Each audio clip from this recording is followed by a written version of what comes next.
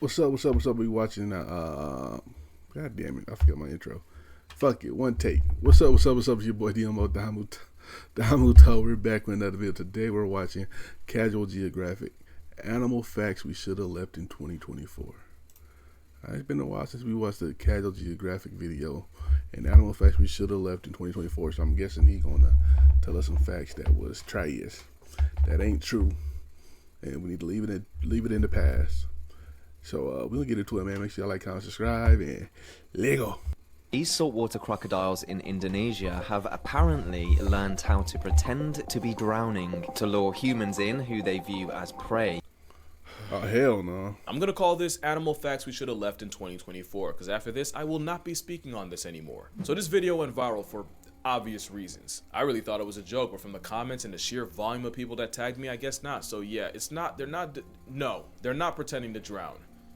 But the truth might actually be worse. You see these tiny dots, these pits on the crocodile? Well, they're pressure sensors, and a microdose trypophobia means a prehistoric sawtooth sledgehammer can detect the smallest vibrations in the water. A butterfly can go skinny dipping, and the oversized assault gecko can pinpoint its exact location. No. In fact, it's scientifically proven. You could blindfold a crocodile in a sensory deprivation tank and drip a leaky faucet's worth of water. They'll know exactly where it's coming from. Their jaws are more sensitive than fingertips, and it's why you can get away with this until a drop of sweat hits their mouth and you get your melon split like Fruit Ninja. It's also why if you see this, be wary. That's a pre-typed obituary. In especially murky water, a crocodile will basically T-pose with a side of spirit fingers to maximize their sensitivity to any disturbances, and any fish in its hitbox gets filleted. So yeah, you got a plus-size sentient snare trap beast breathing like a Inosuke, but this armored demon's the only one slaying. So that could be what's happening here. Or maybe the croc caught a body and just won't let go. Or he could just be dead, but definitely not pretending to drown. I mean, that would imply that someone witnessed the same living plot armor that disregarded 2 extinctions in water and tried to be a hero, and apparently did it enough times for the crocs to catch on.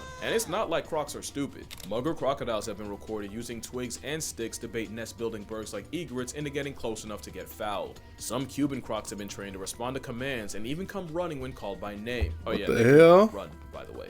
Crocodiles have also been known to work as a team, where a researcher witnessed a pig into a lagoon directly where 2 others were waiting. Hell, they even warn you in Australia to never camp or get water from the same place more than twice, because a croc will really recognize the pattern, memorize your routine, and then be right there to cancel your life subscription the next time. So yeah, for a brain in the weight class of a walnut, crocs aren't dumb, but sympathy baiting?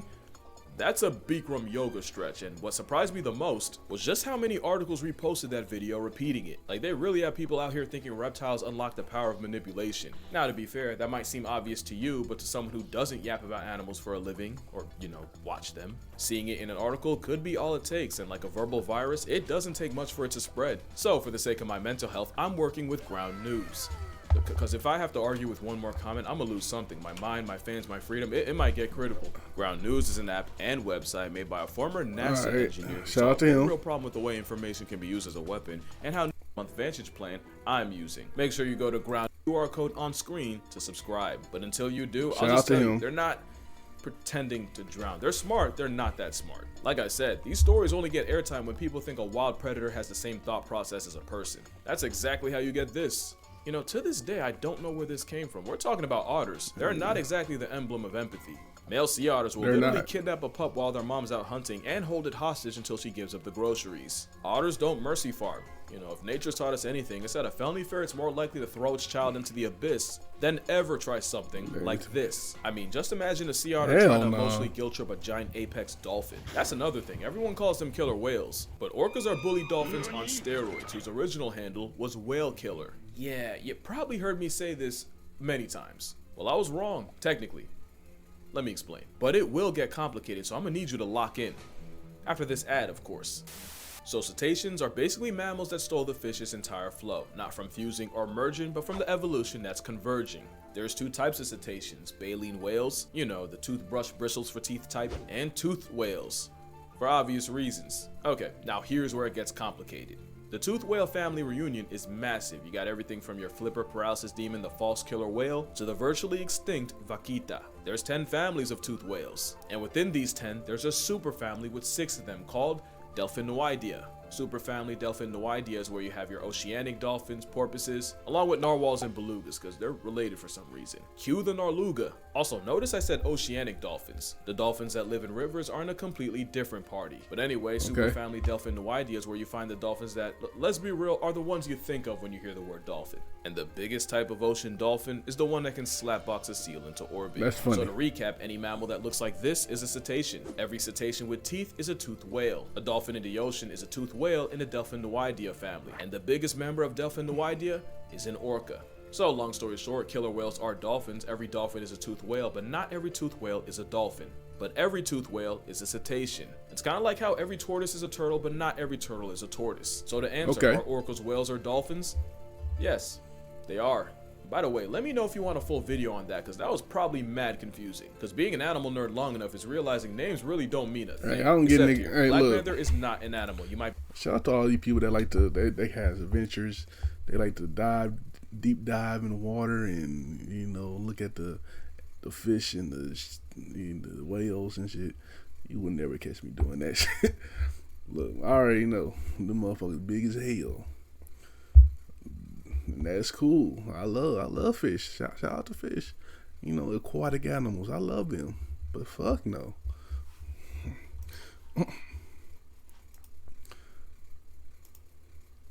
Might be tired of hearing it. Well, I'm tired of saying it. And when I say not an animal, I mean if you go to a zoo and try to find the exhibit that says Black Panther, Black Panther are not real, yeah. It's not even a name more than a description. It's a panther that's black. And remember, panther is just any cat in the Panthera genus. So any lion, tiger, jaguar, leopard, or snow leopard in black could be a black panther. But because the mutation that causes it is dominant in jaguars but recessive in leopards, most black panthers are just jaguars with 10% tint. But Black Panther itself isn't an actual animal. That'd be like if we called every black wolf, fox, or coyote a black canine, but then acted like black canine was its own thing. It's not real. And you know what else? Alpha wolves are not real, I swear to. Actually, they are. They are real, but only when you put a bunch of wolves that don't know each other in a zoo and they have to figure out stuff on their own. That's actually what happened. In the 1930s, Rudolf Schenkel studied wolves in a zoo, and after watching more fights in face in a telenovela, he just figured that wolves determine group politics by tearing each other apart. Biologist David Mech built off his work and came up with the term alpha wolf. What they didn't realize was that the wolves were fighting over resources, not rank, and by putting a bunch of randoms in one place, they basically created real house wolves of Switzerland. In real life, a wolf pack is usually just two parents and a bunch of their kids. What folks kept calling the alpha wolf whole time was just their father. Now, because I've done this before, I know someone's gonna comment, well, if they're the lead wolf, they're still the alpha. The problem is, the whole alpha thing implies that the lead wolves got there by beating the others like a Cherokee drum. Really, it's just seniority. Also, another thing I never thought about until right now is once the kids get to about 1 or 2 years old, they dip and try to form their own pack. In a zoo, you often get the same adult wolves around each other constantly, and like any reality show, eventually that leads to tension that wouldn't be there in a normal pack. So normally, you wouldn't see any alpha wolves in the wild, and the same guy that came up with that would spend the rest of his career trying to take it back. And just as a final middle finger to anyone that still wants to argue, when the term alpha male was first used academically in 1921, it was by zoologist Thorleif Sheldrup Ebbe. And he was referring to, I'm not even kidding.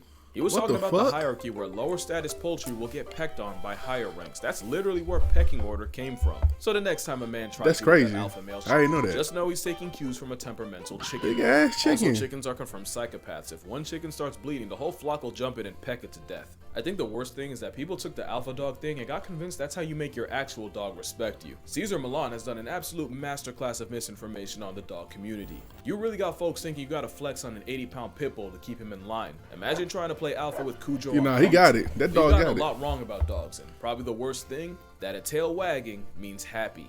That fact alone has probably gotten more people bit than anything. Basically, a tail wag means excitement. Excitement can mean seeing their person come home, or it can mean fear, anxiety, or the last warning before they put a canine-sized hole in your hand. And the faster the tail, the more excited Fido is. The question is, what kind? Well, science says a tail favoring the right means the vibes are good, but a tail leaning left could mean stress, so best to be left. Alone, that is a lot more complicated than I just made it sound, but long story short, a tail wag is like a smile. A smile can mean someone's happy to see you, or might even think you're cute, or that waitress is just doing her job and doesn't want to get hit on at work. Right. Long story short, if you expect your dog to learn how to parlay people, then the least you can do is talk tail. Oh, another dog thing that's been bothering me for years is that Chihuahuas are the spawn of Shaitan. Now, I get the little dog thing. I've been personally victimized by many an ankle biter. But with dogs, there's usually a why. You just gotta look deep enough. Huskies are known for being donkey stubborn toddlers on four. Come inside. But Huskies were also bred as sled dogs, and not only would they have to be independent and make decisions in a dangerous work environment, sometimes they'd have to be willing to go against orders if those orders went against their better judgment. It's actually called intelligent disobedience, and for football fans, it's basically an audible. It's pretty important, because, you know, if Russell Wilson had it, maybe he would have ran the ball. Beagles are basically walking instruments, but they were bred to hunt rabbits in thick brush, and that same bang keeping you up at 2 a.m. is how they communicate with hunters. So why are Chihuahuas like that? You know, I don't even think it's a Chihuahua thing more than a little dog thing, but I have my theories. A lot of times Chihuahuas don't get socialized with other dogs early on, so the first time they see a big dog, which like any dog to them is a big dog, it probably scares the daylights out of them. Also, I think a bigger thing is owners be letting a lot of bad habits slide just because they're travel size. So eventually it escalates. Let it be a Doberman and suddenly they'll know discipline. Actually, that's my biggest thing. A lot of owners won't correct bad behavior when it comes from a Chihuahuano. In fact, I've seen a lot of y'all encourage it. I've always said if a Rottweiler acted like a Chihuahua for a day, he'd be dead by dinner. Also, often what looks like aggression might just be fear, and if your dog tells you he's afraid and you don't listen because you think it's cute, but that's how you end up with the dog version of David. Size might be part of it too, but it probably has less to do with it than people think. Long story short, if I see a kid wilding in Walmart, I'm gonna look at the parents, and likewise, I'm gonna blame the dog owner before I blame the dog. No clever transition, but another thing I've heard is that male lions don't hunt, or better yet, that male lions are lazy. And I heard that too. Exactly where it came from. You see, lionesses use the power of friendship to run down prey in open areas. It's pretty hard to miss. Lions are bigger, bulkier, and with a whole afro equipped, they had to switch up the playbook. So instead, male lions ambush prey by camping out in dense brush. Research shows that male lions pack up prey as frequently as females. It's just that in the olden days, you'd probably never see it. Also, before male lions even get a pride, they're in their nomad arc.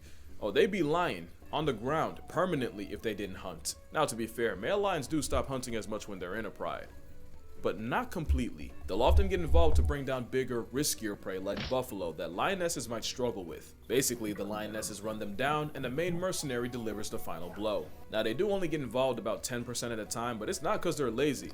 They just have a different job description. Male lions patrol the pride lands, mark their territory, and as you know, they gotta run the ones with any outsider trying to take his place. Sure. What you might not realize is, as good at hunting lionesses are, in some studies they got up to half their kills stolen by hyenas, or even other males. Having a nearly 500-pound equalizer on their side helps them keep what they catch. It's not lazy, it's just that lions and lionesses help cover each other's weaknesses perfectly, and clearly it works. They're the most notorious and feared pack predators in Africa.